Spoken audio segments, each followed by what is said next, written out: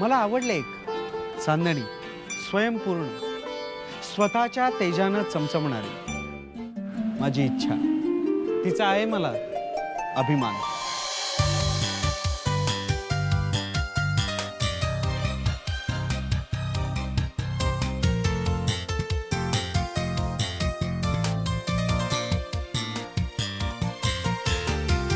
आमच्या 2 मुली, उर्मी आणि इच्छा, त्यांचा आम्हाला आहे अभिमान.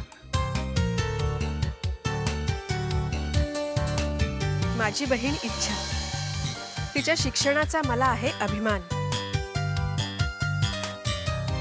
माझी गुणी विद्यार्थिनी इच्छा, तिचा आहे मला अभिमान.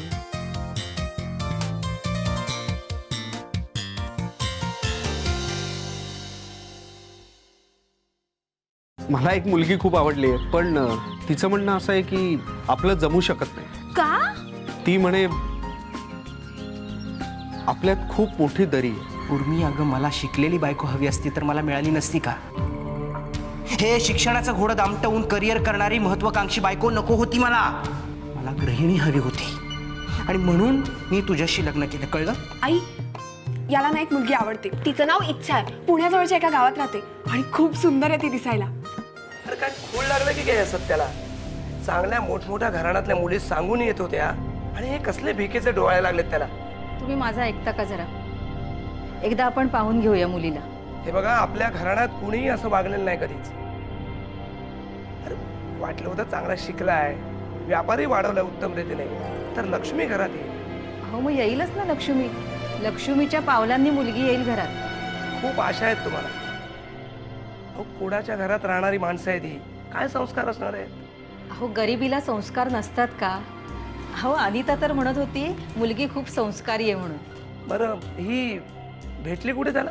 अहो, त्याचा ॲक्सिडेंट झाला ना, तेव्हा तिनंच त्याला हॉस्पिटलमध्ये नेलं. खूप मदत केली.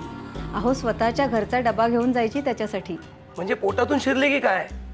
तुम्हाला माहिती नाहीये, या गरिबीत वाढलेल्या मुली आहेत ना, श्रीमंत मुलं बरोबर हेरतात. बाबा,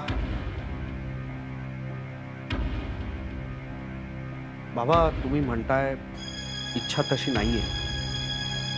ती खूप चांगली मुलगी आहे. हवं तर तुम्ही तिला एकदा भेटा. आता काय बोलणार काय यावर आम्ही? तुमचे निर्णय तुम्ही घ्यायला लागलाय, तर आमचा उपयोगच काय आता? बरं, किती शिकले किती ती?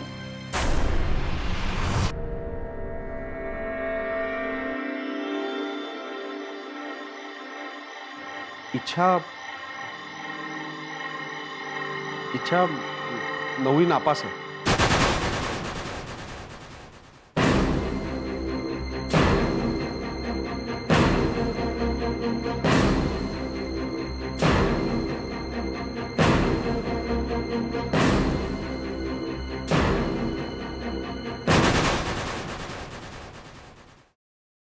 देवा गणराया, माझ्या दोन्ही पोरींना सुखी ठेव बाबा. काहीतरी वेगळं मागा, 2 पाठ झाले समजा त्याला. असू दे. बरं, आता वेगळंच मागते. माझ्या इच्छाचं लगीन लवकर ठरू दे. ती जबाबदारी आता माझ्यावर सोपवा. अरे बाई, तुम्ही होय, या या या या. अहो, कोल्हापूरला चालले. असू दे. कोल्हापूरला एवढ्या लांब? तू गप ग बाई, जरा पैजवार सांगा की. अहो, कोल्हापूरचा एक मुलगा आहे लग्नाचा. सगळं चांगलं आहे, शेतीवाडी, जमीन जुमला. इच्छाला सुद्धा विचारलाय मी. मग नाही म्हणाली असेल, ती नाहीच तयार व्हायची. हो, नाही तयार असावी ती. म्हणजे तसं प्रत्यक्ष नाही बोलली ती मला, पण तिच्या चेहऱ्यावरून मला तसं वाटलं. म्हणजे त्याचं वागणं बोलणं आवडलं असावं तिला. म्हणजे भेटलं तरी कुठे तो? आम्हाला कसं काही कळलं नाही? अहो, तुम्हाला कसं कळणार?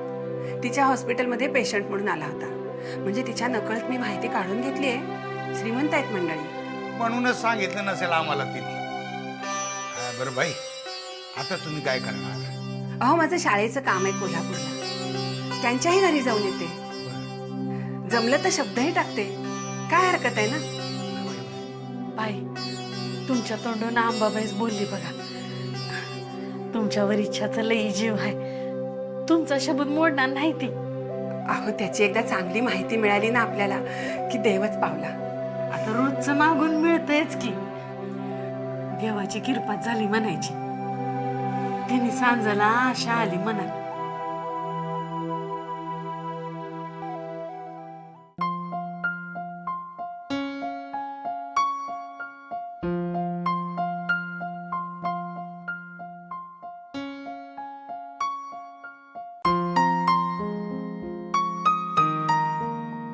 समजा एखाद्या पेशंट एक सुंदर तरुणी भेटायला आली, तर डॉक्टरला का राग यावा? छे छे, ही फक्त एक शंका आहे. अर्थात तू माझ्या शंकेचं उत्तर दिलं नाहीस, यातच मला माझ्या शंकेचं उत्तर मिळालं. कोल्हापूरला जाऊन हे विसरशील तू, मलाही विसरशील. शक्य नाही. माझ्या मनात इच्छा असली तरी ते शक्य नाही. खरंच मनातल्या सगळ्या गोष्टी खऱ्या झाल्या तर? अशक्य गोष्टींचा विचार करते, पण मनात सतत अस्वस्थता असते. तुझी आठवण येते हे स्वतःकडे सुद्धा कबूल करत नाही मी. काय शेवट असेल आपल्या नात्याचा?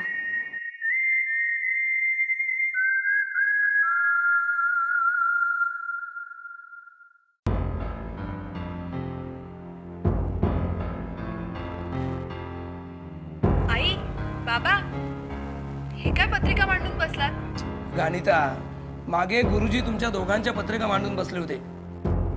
त्यावेळी त्यांनी सांगितलं होतं की तुमच्या दोघांच्या लग्नाच्या वेळी नवग्रहांची पूजा करा म्हणून. बाबा, अहो आज जग कुठल्या कुठे निघालंय आणि तुम्ही अजूनही विश्वास ठेवता या पूजा अर्चांवर? हा गाणिता, जग कितीही पुढे गेलं ना तरी पूजा अर्चा या चालतच राहणार. आता प्रत्येकाच्या श्रद्धेचा आणि विश्वासाचा प्रश्न आहे. अनिता, आता चर्चा पुरे. जरा स्वयंपाकघरात लक्ष घाल. पुढे जाऊन तुला तेच करायचंय. हो, नाहीतर तिथे जाऊन माती खायची नाही का? जा चल किचन मध्ये. आई, आमच्या शाळेत इन्स्पेक्शन आहे. मला बाईंनी लवकर बोलवलंय. मी जाते. जा जा. हा जाणारच आहे. जा. बाय. हा, टांग मारे. हिला ना काही एक शिकायला नको किचन मधलं. नमस्कार, मी मालती साठे. या ना, या बसा.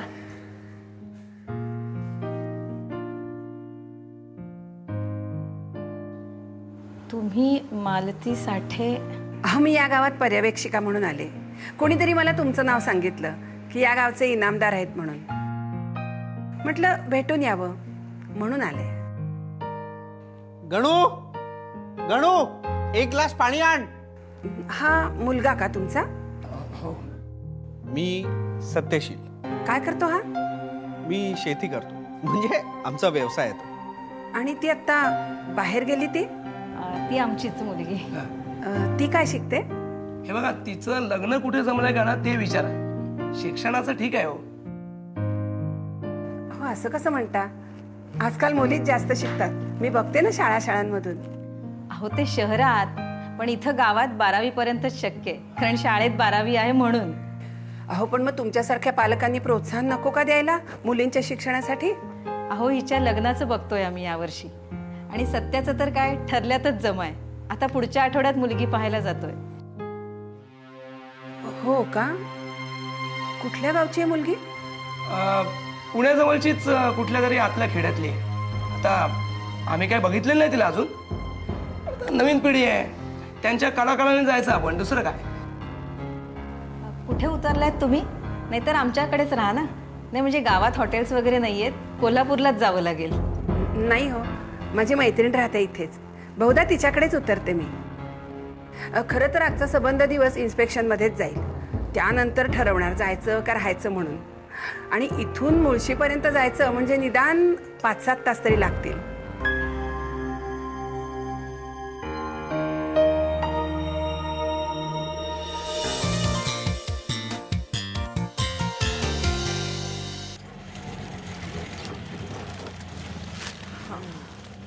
बस रे बाबा बस. हा थांब, मी देते तुला सुट्टे पैसे. घेते मी. हा काय हो, काय भाज्या महाग झाल्यात. अगं सरकारची कृपा, दुसरं काय. पूर्वी आपली शेती होती, चांगल्या तिकडनं भाजी घेऊन यायचं.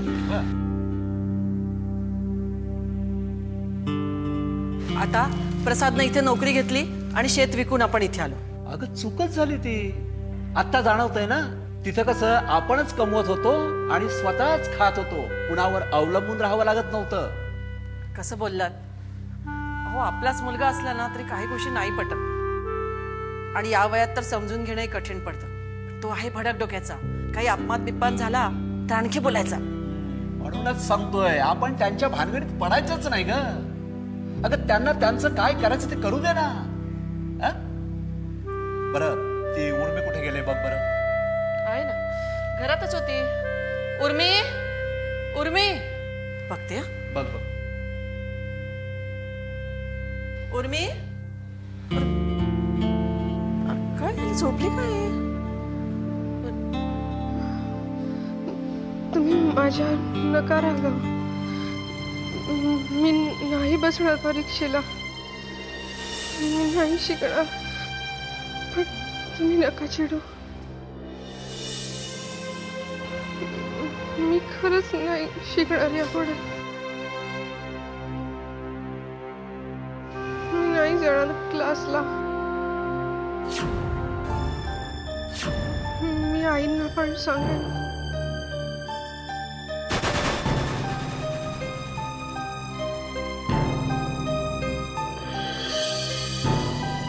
खरंच मी नाही बसणार परीक्षेला. ताप आहे की काय? उर्मी, मी नाही बसणार परीक्षेला.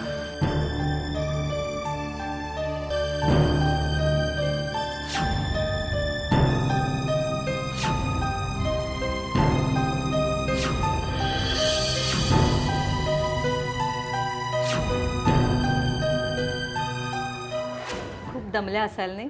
काही चहा वगैरे? अहो नको, नाही दमलेली मी एवढी. कशाला त्रास घेता? अहो त्रास कसला? आमच्या घरात आलेला पाहुणा आणि चहाशिवाय जाणार असं कसं? तुम्ही चहा घेतलाच पाहिजे. कडू, जरा चहा घेऊन ये. एवढं मोठं घर सांभाळायचं, राबता जपायचा म्हणजे जरा अवघडच आहे नाही का? हो तर, पण आता सवय झाली आहे हळूहळू.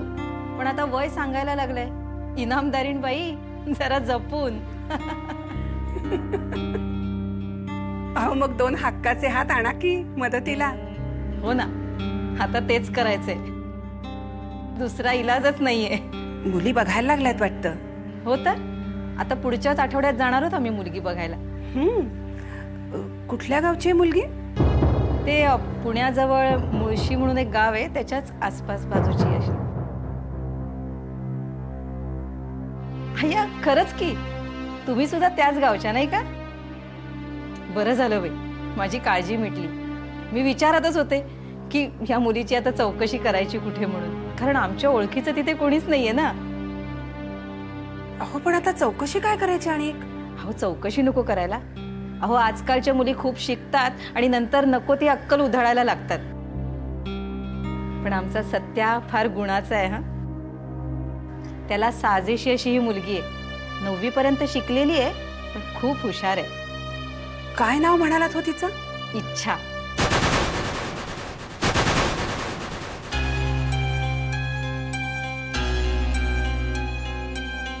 काय? इच्छा? का? काय झालं? नाही, काही नाही. छान नाव आहे मुलीचं, वेगळं आहे. बरं, मी निघते आता. खूप वेळ घेतला तुमचा, मलाही उशीर होतोय. निघायला हवं ना? खूप बरं वाटलं तुम्हाला भेटून. आता येतोच पुढच्या आठवड्यामध्ये तुमच्या गावाला, तेव्हा पुन्हा भेटू.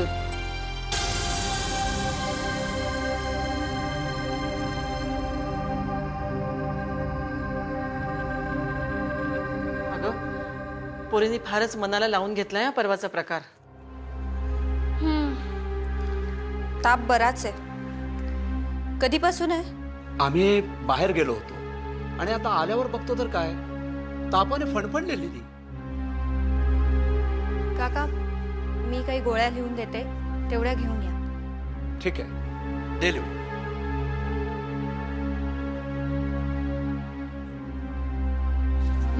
ह्या घेऊन या. ठीक आहे, मी येतो घेऊन.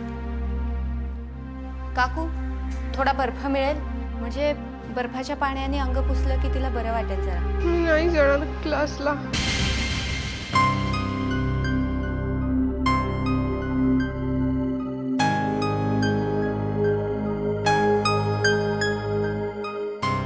परवा प्रसादने अपमान केला ना तुझा, तेव्हापासून उर्मी गप्प गप्पच होती. अगं, माणसाने असं दुःख दडपून टाकायचा जरी प्रयत्न केला तरी कुठल्या तरी रूपानं असं बाहेर येणारच ना ते. तुमच्या प्रसादला कधी अक्कल येणारे कोण जाणे. वा आई, छान कौतुक चाललंय आपल्या मुलाचं. आणि काय गे, तुला किती वेळा सांगायचं?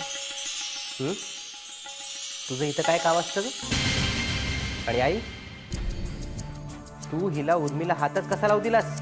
अरे पण आता ताप आहे म्हटल्यावरती औषध तरी देणार की नाही? अख्ख्या जगात काय एकच डॉक्टर मिळाली तुम्हाला?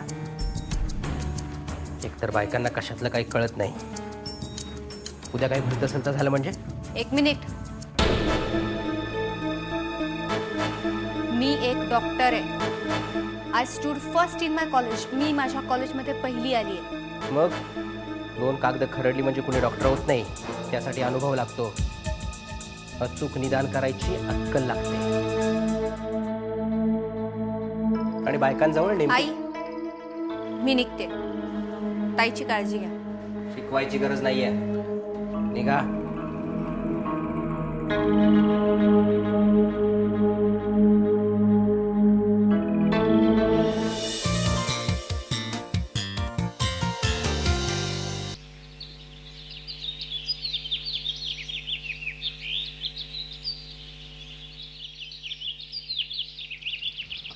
मॅडम, मॅडम मला तुमच्याशी जरा महत्त्वाचं बोलायचं होतं. त्याचं असं आहे की मॅडम, ही इच्छा म्हणजे तुमचीच विद्यार्थिनी डॉक्टर इच्छा. काय? हो. पण मगाशी तर तुमच्या आई म्हणाल्या की ती 9वी पास आहे म्हणून. ते मी खोटं बोललो. का? कदाचित मॅडम तुम्हाला पटणार नाही, पण मला हे खोटं बोलावं लागलं, कारण इच्छा मला माझ्या आयुष्यात हवी. मला काही कळतच नाही. अहो, डॉक्टर झालेली मुलगी तुम्ही 9वी पास म्हणून सांगता आणि पर्याय नाही. पर्याय नाही मॅडम. आमचं वतनदार घराणं, वतन बरखास्त झाली तरी हे अजून आमचे लोक त्याच काळात जगत आहेत. अजूनही बायकांनी घराबाहेर पडून काम करावं हे आमच्या घराण्याला मान्य नाही. त्यातून इच्छा डॉक्टर झाली म्हणजे माझ्या आईबाबांना पटणं शक्यच नाही.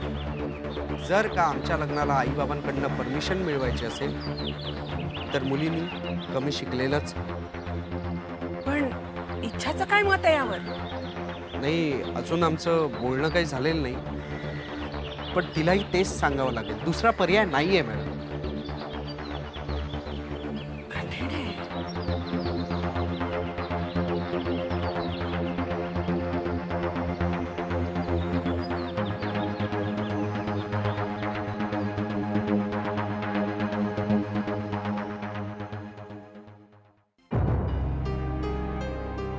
ना काय म्हणतो यशोदी, फोन लावून बघायचा का? वय होय ना. बेटा जरा फोन लावून दे बरं मला. लावलंय. होय.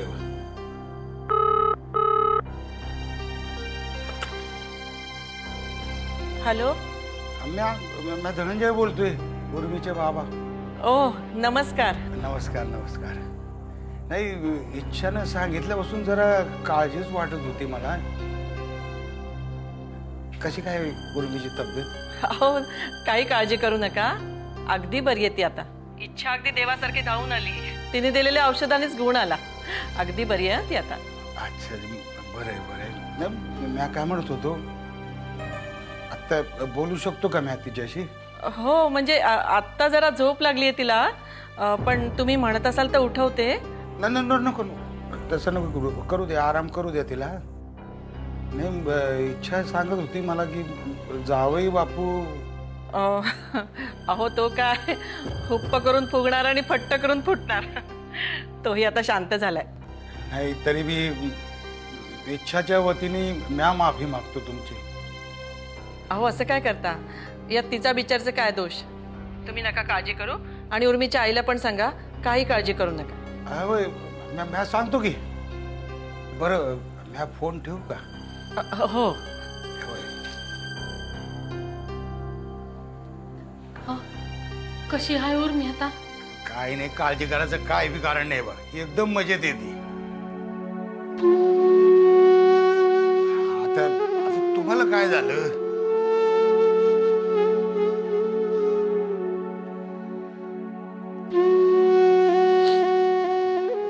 एवढ्या सोन्यासारख्या माझ्या पोरी एकीला थोडं शिकवलं, तिच्या नशिबात हे आलं.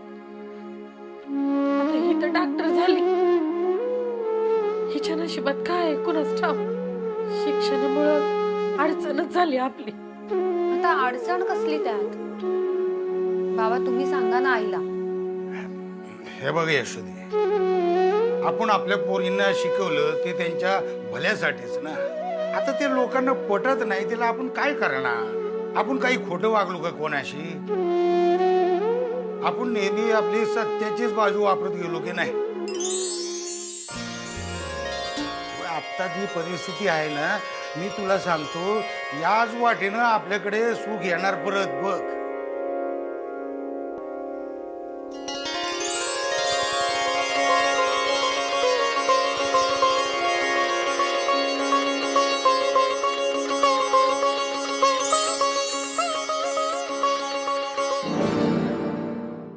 महत्वाचा कुठला विषय?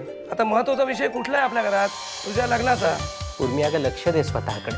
सारखं आपलं काम काम काम. मी म्हणजे पुन्हा तेच.